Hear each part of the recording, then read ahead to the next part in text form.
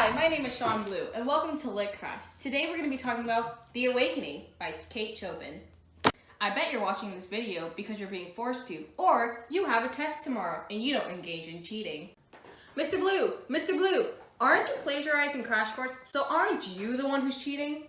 Oh, me from 20 seconds ago. I'm not plagiarizing Crash Course. How dare you think I would do such a deed?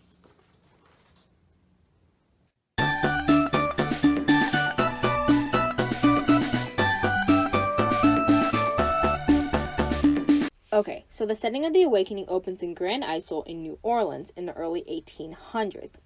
Edna Pontellier is vacationing on Grand Isle with her family. Everything seems fine and dandy until she gets hit on by a guy named Robert LeBurn. He becomes important later in the story. Everything seems normal until she begins developing feelings for Robert. Did I also mention that she's married? Edna doesn't make a big deal out of it until one day she's spending a day on the beach and is practicing how to swim and has a sudden realization. Yep, she likes Robert. Well, crap. This just got a little bit more serious. She and Robert spends the next day hanging out with each other, but Robert leaves on an extended vacation to Mexico. She becomes rather depressed about it. As the summer comes to an end and she returns to New Orleans, she begins acting weird with her husband, and instead of doing housework, she begins painting obsessively and goes to the house of a pianist to listen to her play the piano. How nice. Leon thinks that his wife is going insane, so he consults to a doctor. Instead of giving a medical diagnosis, he simply says that Edna has been looking pretty these days. Leon was not happy, to say the least. Here comes another gentleman named Alki. Alki and Edna have a romantic affair with each other. This is the first time that Edna has ever felt real passion in her life. But she doesn't love him. She is confused with this internal turmoil. Even though she felt true passion for the first time, she also feels confusion and pain. She claims her full independence by moving into her own house away from her husband. Suddenly, Robert comes out of the blue and poor Edna just simply can't get a break. They both declare their love for each other, but when Robert mentions marriage, she simply just goes, nope, and runs out the room. When she returns, Robert leaves her a note that says he loves her, and that is the reason why he has to leave. Damn, Robert. House move. Edna, heartbroken and confused, returns to Grand Isle. Feeling like an outcast of society, she commits suicide by drowning herself. Wow, what a happy and kid-friendly ending. Take that, Disney. Oh, it's time for the closed note. Elegant. Let's see what's in the compartment today.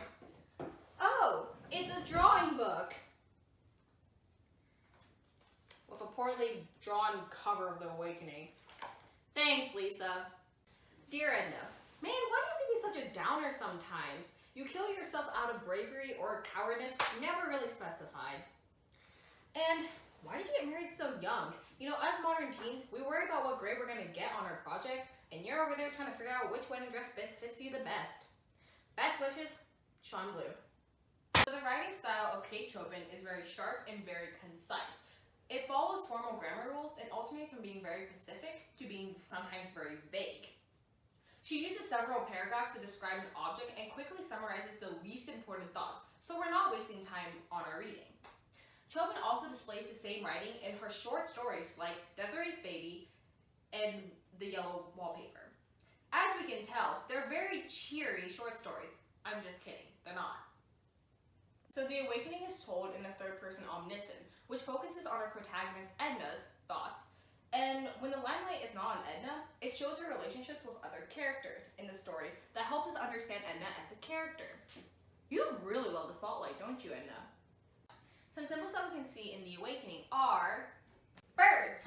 Multiple birds make an appearance in The Awakening. The mockingbird and the parrot symbolize women in the Victorian era. They are caged in society's grasp. Women during this time were only expected to play the roles of a wife and as a mother. Now let's focus on the bird with a broken wing.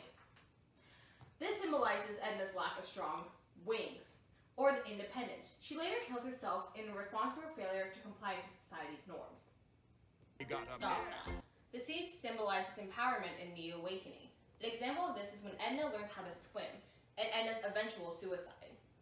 She learns how to take control over her body and her mind, and ends her life with her own thoughts and decisions. Cigars.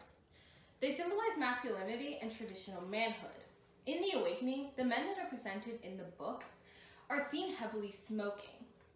Kids, here's some advice. You do not need cigars and cigarettes to make you manly or to attract that girl across the hallway. Also, don't smoke.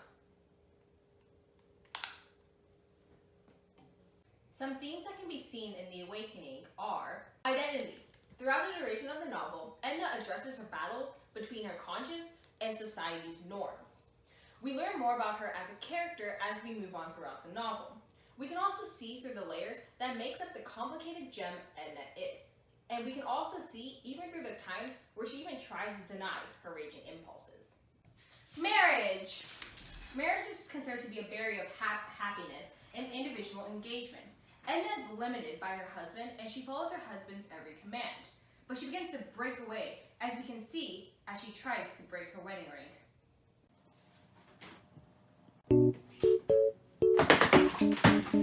Hi. Woman. The story takes place during the Victorian era. During this time, women were expected to play simply the roles of a mother and a wife. Edna, however, has other ideas. She seeks for her identity. She goes against the stereotypical norms of a woman to be feminine and listens to every man's command.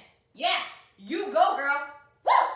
Throughout The Awakening, we can see some characterization throughout the novel. Here are your main characters. Edna Pontellier, the main protagonist. She seeks independence and eventually finds her own true self. She later ends her life in the criticism of society. Robert LeBurn. He's described in the novel as charming and very traditional, the wax figure of a man. Did I also mention that he has a crush as big as the size of frickin' China? He also has a thing for married women. Yeah. Léon Pontellier, the ex-husband of Edna. She never really actually divorced him. He's considered to be the perfect male figure. He expects Edna to be the perfect wife. So when she begins to claim her independence through, just simply painting an art piece to moving out of her house, Léon is convinced there's something wrong with her wife. Adèle Ratignolle. Adèle is the foil character of Edna. She's considered to be the stereotypical woman in the Victorian era. Funny to say that Edna and Adèle are close friends. She's an example of the mother-woman type that's something that Edna is simply not. Alki Orovin. Basically Edna's boy toy. May I have your attention? All mothers, please lock up your daughters. May I have your attention? May all mothers, please lock up your daughters. Thank you. Edna experiences her first true emotions of passion through the novel, even though she doesn't like Alki. Let's go to the thought bubble. A deeper meaning of The Awakening can be seen through Edna's journey to find her true self. This book acts as a guidance to your modern-day feminist books. We can also see the first glimpse of stereotypes that were established during the 1800s and the Victorian era. Now, if we look at 2018, women have changed over the years and these stereotypes have began to break down slowly bit by bit. We can also see that society can really mess with someone's mind and can easily influence someone. Edna's decision toward committing suicide was to escape this reality that society set upon her. She begins to rebel against society, and this signifies her true efforts toward independence and her true self. Thanks, Thought Bubble. The Awakening is told in many different lenses. First, let's start off with the biological lens. Both Chopin and Edna went against society's stereotypical norms, like smoking cigarettes. Don't smoke, kids. A historical lens that we can see in The Awakening is that The Awakening took time around the Women's Suffrage Act and the Progressive Era in the United States. An economic lens that we can see in The Awakening can be through the waves of immigration that occurred in the United States during the early 1800s and also the urbanization of the North after the Civil War. The philosophical lens that we see in The Awakening is through Romanticism, which deals with the theory of rejection, idealism, analytical, and logical philosophy. I wish they taught that in public high schools. Thanks for watching. I'll see you never. Crap, I was going to say psychological. Damn it. Alki Orovin. That's not how you say his name. Stop feeling this way. Oh no.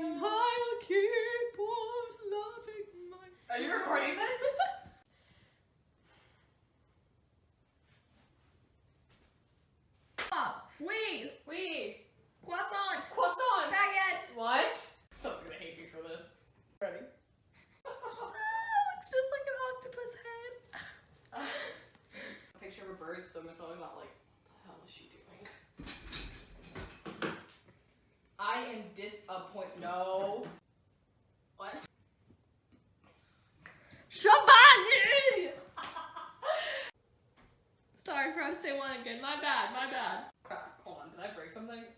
Okay. I can still see you. I'm already kind of sweating. Oh, me from 20 seconds ago. Oh, wait, what? Sorry. Oh, that's pretty cool. Oh wait, no, I'm not. That smells weird. Oh, me from 20 seconds ago. I'm not plagiarizing crash course.